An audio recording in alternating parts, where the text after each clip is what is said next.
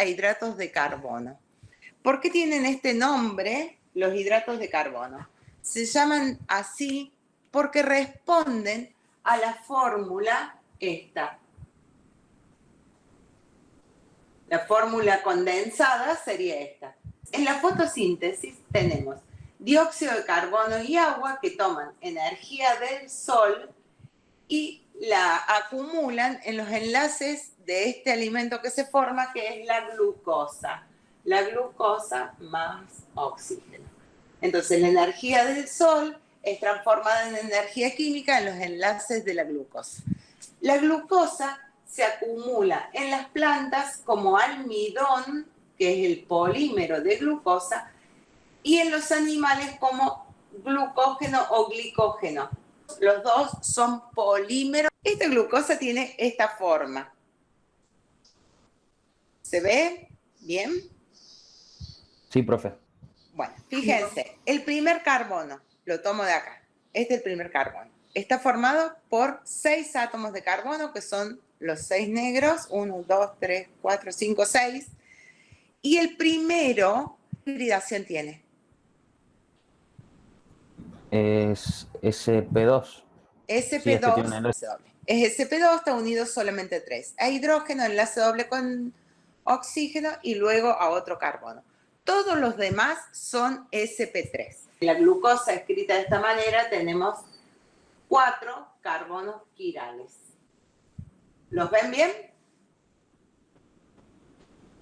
Todos los enlaces entre carbonos son simples enlaces. ¿Qué significa? Que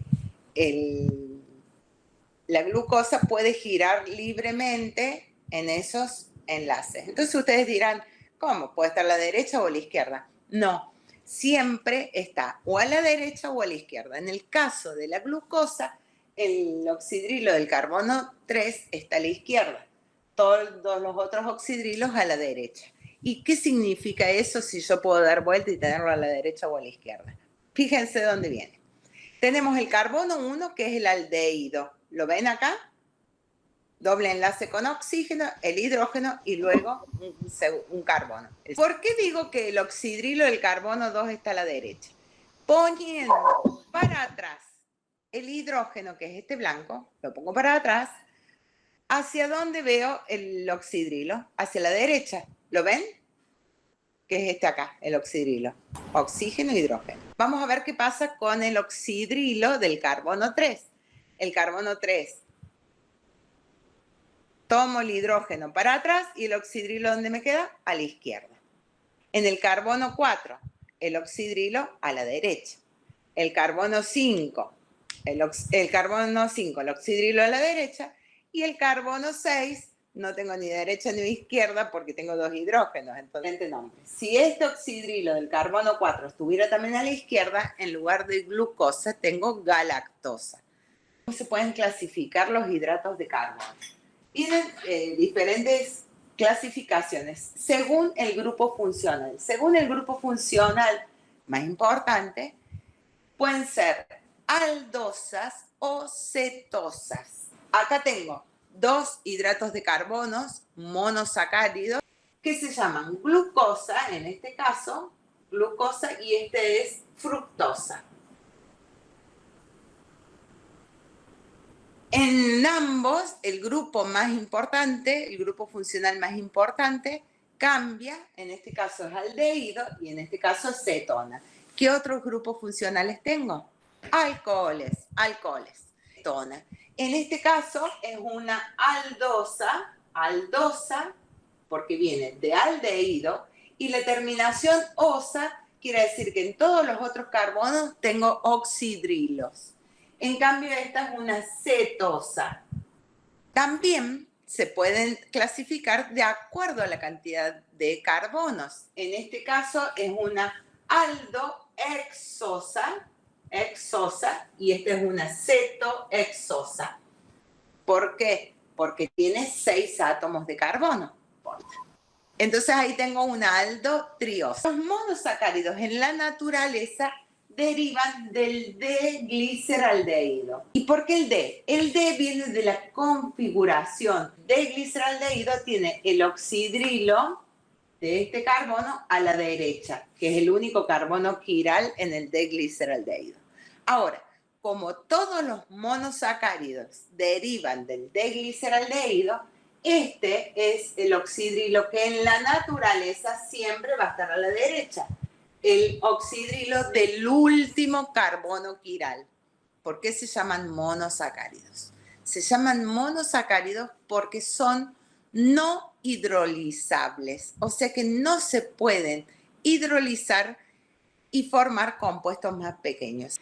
En cambio, cuando tengo un disacárido, trisacárido, polisacárido, como hablábamos recién, almidón o glucógeno, esos sí se hidrolizan y esa es otra forma de clasificarlos. Como hidrolizables, todos los que son di, tri, tetra, pentasacáridos o se les llama oligosacáridos, los que son de cadena corta, y los que tienen muchísimos monosacáridos se llaman polisacáridos. ¿Podría tener este compuesto una imagen especular no superponible? Entonces, entre ellos son enantiómeros. ¿Sí? Esta es imagen especular no superponible de este. ¿Cómo se va a llamar este? L menos glucosa. El oxidrilo del último carbono quiral está hacia la izquierda. Y menos, porque como es la imagen especular no superponible de este, como son enantiómeros entre sí, uno desvía cierta cantidad de grados a la derecha, que es 53 grados, y este será menos 53 grados. Esta se llama galactosa, porque solo cambió un carbono. Es la galactosa. Y entre ellos ya no son imagen especular no superponible, porque superponen gran parte, lo de arriba y lo de abajo, lo único que no superponen es este, el carbono 4. Entre ellos, ¿cómo se llaman? Diástero isómeros. Entre ellos son todos isómeros entre sí, para sacar la cantidad de isómeros que puede tener un monosacárido. Siempre un 2, digamos. Un 2 por elevado. N, y ahí es la cantidad de carbonos quirales. Fíjense que de acuerdo a los grupos funcionales, estos monosacáridos que estamos viendo ahora tienen una serie de propiedades físicas. Por ejemplo, ¿qué fuerza intermolecular predomina? ¿Los monosacáridos serán solubles en agua o no? Son muy solubles en agua. Muy solubles en agua. Y a su vez, por presentar la forma que presentan, también tienen otras propiedades. La glucosa, en su forma lineal, puede presentar lo que se llama mutarrotación. ¿Qué es la mutarrotación? Resulta que como todos entre los carbonos hay simples enlaces, entre todos los carbonos, entonces puede girar libremente. En ese girar libremente, fíjense cuál es el oxidrilo que puede acercarse a ese carbono 1. El único oxidrilo que se acerca más fácilmente al carbono 1 es el del carbono 5. Acá está, del carbono 5, ven que queda cerquita, acá. Del carbono 5 es el oxidrilo que mejor se acerca a este carbono 1. ¿Lo ven acá? Sí, profe. Carbono 5 es el que mejor se acerca al carbono 1. ¿Y cómo se puede acercar? Y se puede acercar por acá atrás, o puede ser que como estos carbono 1 y carbono 2 también giran, puede acercarse a este lado, ¿ven? Que tanto de un lado como de otro. Los monosacáridos de 5 y 6 átomos de carbono, mutarrotación. ¿Qué es la mutarrotación? Mutarrotación se da cuando el oxidrilo del carbono 5, que ya vimos que espacialmente es el que mejor se acerca al carbono 1. Del carbono 5 vamos al carbono 1. ¿Y qué tipo de reacción podría ocurrir ahí? Acá tengo pares de electrones libres, entonces ¿cómo se va a comportar este alcohol? Nucleófilo. Nucleófilo.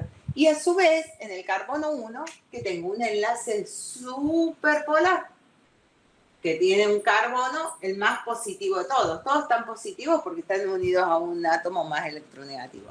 Pero el de arriba es el más positivo de todos porque qué? Porque tiene un doble enlace con oxígeno y recuerden que ese doble enlace se polariza mucho hacia el oxígeno.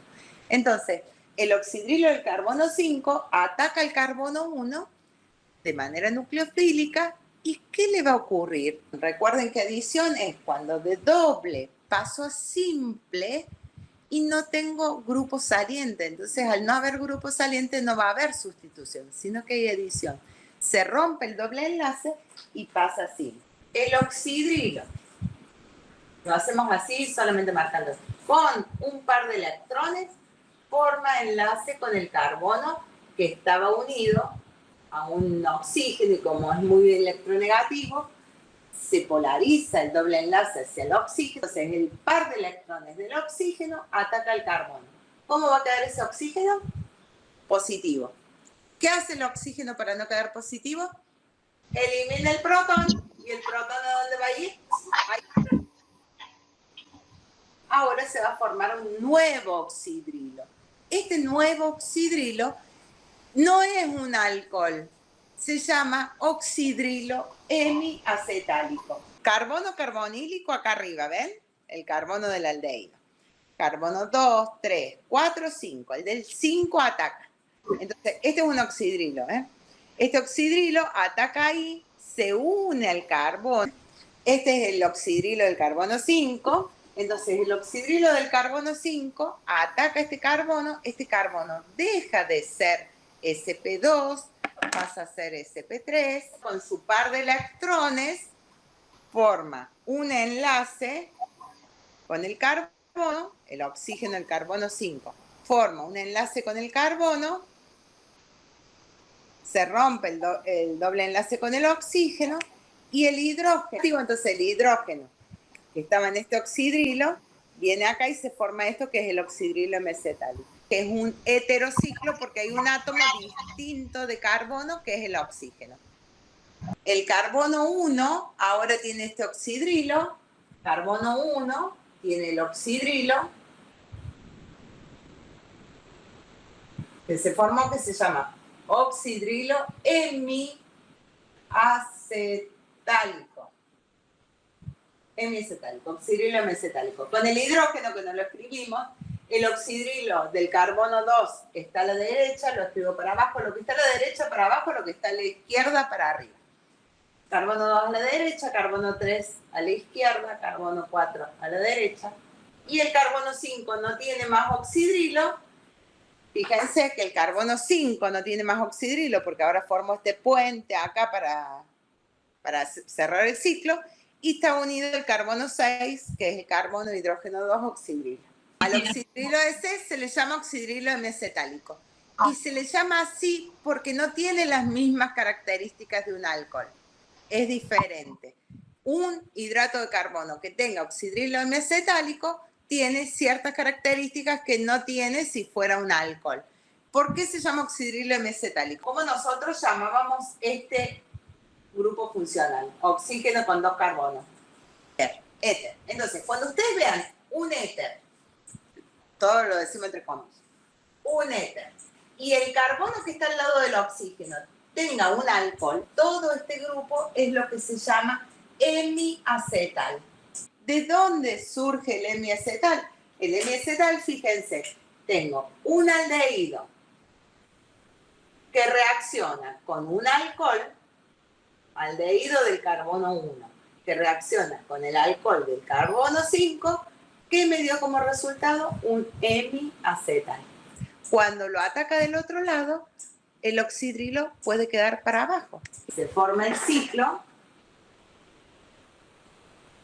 pero ahora el oxidrilo quedó para abajo. Y este es el oxidrilo hemiacetálico.